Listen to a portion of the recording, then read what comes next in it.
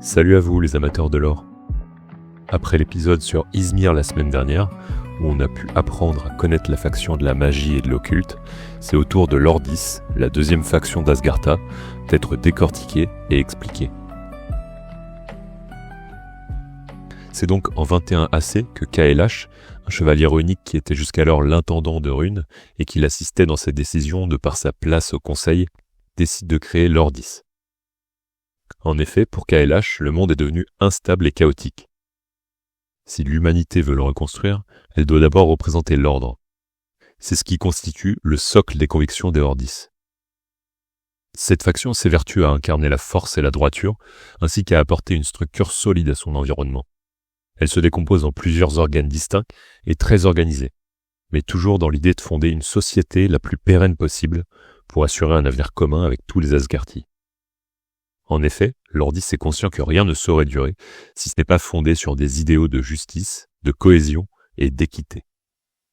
Les membres de Lordis voient en l'ordre, le savoir et la justice les seuls principes fondamentaux capables de contrer durablement le tumulte.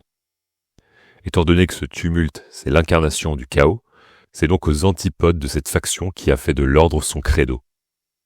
Ordis se rapproche de la philosophie des Izmir dans leur soif de connaissance, de savoir, mais plus sur l'histoire du monde que sur l'analyse de son essence même.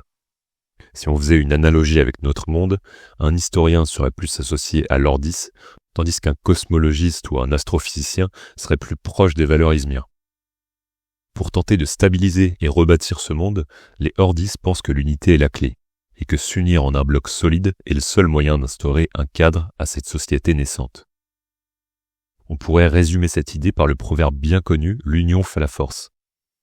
C'est d'ailleurs assez adéquat quand on sait que l'origine latine de ce proverbe c'est Concordia res parvae crescunt, et que la concorde, c'est l'événement qui a permis à l'humanité 20 ans plus tôt de se solidariser pour accomplir de grandes choses.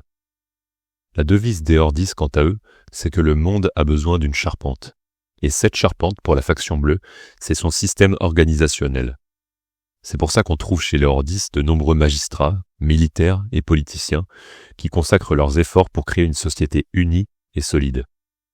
Mais au-delà de simplement créer et faire appliquer de nouvelles lois qui viendront renforcer la civilisation humaine, il faut en sorte en parallèle de consolider tous ces pans, de l'éducation à l'économie, en passant par les infrastructures, la protection et la santé. Même si l'administration de l'Ordis est complexe, elle tire sa force de sa solidarité et de son efficacité à toute épreuve. Et pour créer cette symbiose entre ses membres, les Ordis peuvent s'appuyer sur le Gestalt. Gestalt, c'est un mot allemand qui signifie forme. Mais ici, on parle plus de la théorie psychologique de la Gestalt, qui est assez complexe, donc difficile à résumer, mais qui globalement fait une hypothèse qui correspond également à la philosophie Ordis, et qui dit que l'esprit humain accorde plus d'importance à un ensemble qu'aux parties qui forment cet ensemble. Par exemple, si je vous montre ça, vous allez probablement dire que c'est le signe égal, alors que c'est basiquement deux lignes parallèles. Et si je vous montre ça, vous allez probablement deviner un cube, alors qu'il n'y en a aucun. En psychologie, la Gestalt, c'est un paradigme qui s'oppose globalement à l'individualisme. Le principe de base, c'est que la société, le groupe, la culture, la nation, sont des entités supérieures qui priment sur l'individu. Bref, ça c'est pour le sens du mot dans notre réalité, parce que vous m'aviez dit que l'origine du vocabulaire d'Alterd, ça vous intéressait. Mais dans notre univers fantastique, le Gestalt, c'est la conscience collective qui lie tous les membres de l'Ordis entre eux. Il est parfois appelé l'esprit ruche. Lorsqu'un individu rejoint les rangs des Ordis, il passe d'abord par le statut de cadet. C'est au terme de leur formation militaire pour obtenir une cohésion sans faille que les cadets deviennent des recrues. Ces recrues se font alors tatouer un glyphe en forme de losange bleu quelque part sur le corps, qui leur permet de lier leur esprit aux autres membres, que ce soit pour discuter ou voir à travers les yeux des autres. En touchant son losange, un individu lié au Gestalt peut gérer ses communications. Une autorisation est nécessaire pour établir une connexion pour qu'elle ne soit pas vécue comme une intrusion. Mais les Ordis ont tendance à facilement prioriser cette mise en commun de leur conscience qu'ils appellent la coalescence. La coalescence en physique, c'est un phénomène par lequel deux substances identiques mais dispersées ont tendance à se réunir, comme pour deux gouttes d'eau qui entrent en contact par exemple. Par le biais de la coalescence, les adeptes de l'Ordis sont perpétuellement en lien avec les autres, et peu souffrent donc de solitude. En plus des perceptions et des connaissances, ils peuvent transmettre des émotions. Personnellement, j'aime bien imaginer le Gestalt comme un genre de réseau social des consciences hors 10. Il fait office de base de données des connaissances. Les membres peuvent l'utiliser pour simplement discuter ou diffuser le concert qu'ils sont en train de voir, d'entendre et les émotions qui en découlent. On peut y envoyer des messages personnels, mais aussi des messages publics et leur réception se signale par le biais d'un système de notification. Les altérateurs hors 10 peuvent d'ailleurs mettre en commun leurs capacités par le biais de la coalescence pour déployer des capacités d'altération qu'un seul individu aurait bien du mal à mettre en œuvre. Le Gestalt permet même la prise de contrôle dans certains cas. Un hors 10 peut ouvrir son esprit à un autre pour que leurs perceptions se superposent. De cette manière, ils peuvent voir à travers les yeux et parler avec la voix de l'autre. Des canaux spéciaux ont également été mis en place au sein du Gestalt.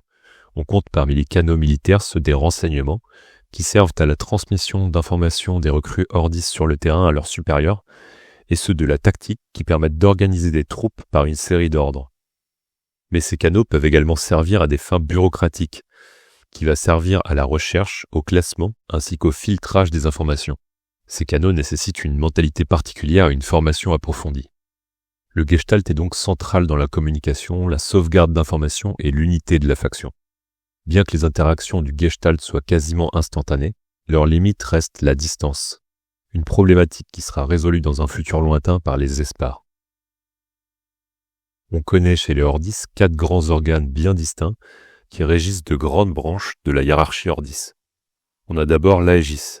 Dans la mythologie grecque, c'est un bouclier mythique lié à Zeus qui symbolise la protection divine ou l'autorité suprême. Mais le rôle de l'Aegis dans le monde d'Alterd est d'assurer la sécurité des citoyens d'Asgartha. Ce sont des soldats qui constituent une force de maintien de l'ordre. C'est l'Aegis qui gère les recrues hors 10 ainsi que les autres rôles militaires de l'hors 10. Un cadet intègre donc au terme de sa formation l'Aegis en tant que recrue. Une recrue est promue troupier ou troupière après 2 ans d'expérience au sein de l'Aegis. Pour former ces soldats, on trouve évidemment des instructeurs. Les sentinelles semblent être des troupes encore plus expérimentées et les templiers sont les troupes d'élite de l'Aegis. Évidemment, pour organiser toutes ces troupes, on trouve des sous-officiers, des officiers, des commandants. Mais les templiers, eux, reçoivent directement leurs ordres de la tétrarchie. La tétrarchie, c'est un conseil restreint à la tête de la faction hors 10. Ils sont au nombre de 3 plus un représentant du peuple appelé pour 4 ans. Tous les 4, ils décident des projets et des directions de la faction avant de les soumettre au vote du peuple. Mais avant d'être proposées en délibération, ces recommandations elles sont étudiées minutieusement par les clercs, des légats et tout un cortège de fonctionnaires qui font partie de l'Amarius, l'entité législative de l'hors 10 qui rédige les lois et qui assure que les lois intègrent correctement le corpus de loi. Hors 10 peut également compter sur le Libra en tant qu'organe judiciaire qui a pour rôle de faire régner la justice au sein de la péninsule. C'est devant le Libra, que ce soit au sein du tribunal ou des cours de justice, que les contrevenants à l'ordre sont jugés. Mais vous êtes en droit de vous demander où se situent toutes ces entités bureaucratiques, où travaillent ces greffiers, ces politiciens, ces comptables ou ces procureurs.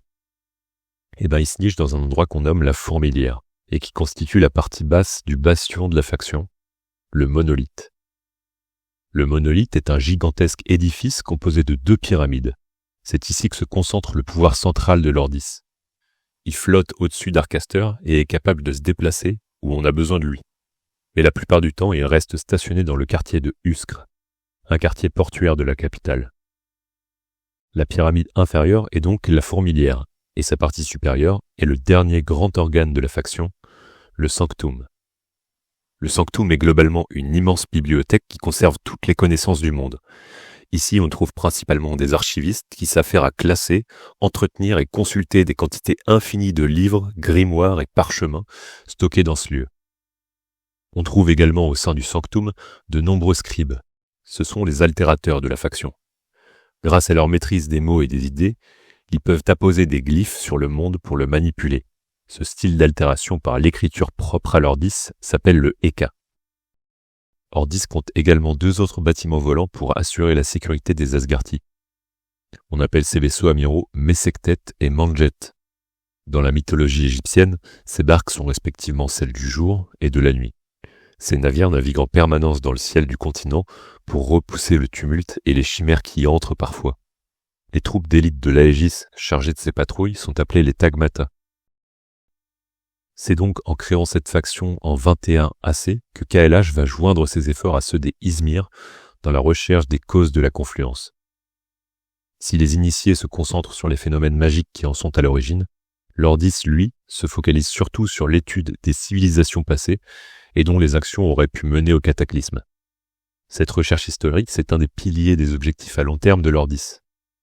Parallèlement, il s'efforce de trouver un moyen d'amplifier la portée du Gestalt tout en demeurant les garants de la sécurité, de la justice et de l'administration des Asgarthi.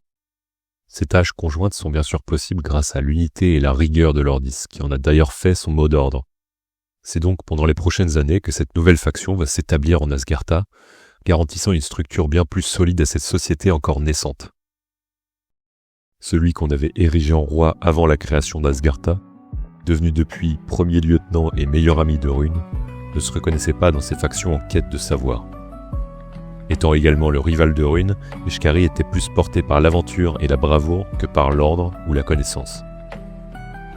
C'est pour cette raison qu'il fonde lui aussi une faction en accord avec ses valeurs en l'an 37 AC qu'on nommera Bravos. On va s'arrêter là pour aujourd'hui. C'était encore une fois un peu plus long que ce que je pensais, même si je doute que ça vous déplaise. Je suis très heureux de l'engouement qu'il y a autour de cette série et je vous remercie encore pour vos nombreux et gentils commentaires. On va essayer de faire en sorte que ça vous plaise encore, et notamment la semaine prochaine où on se retrouvera pour l'épisode sur la faction Bravos.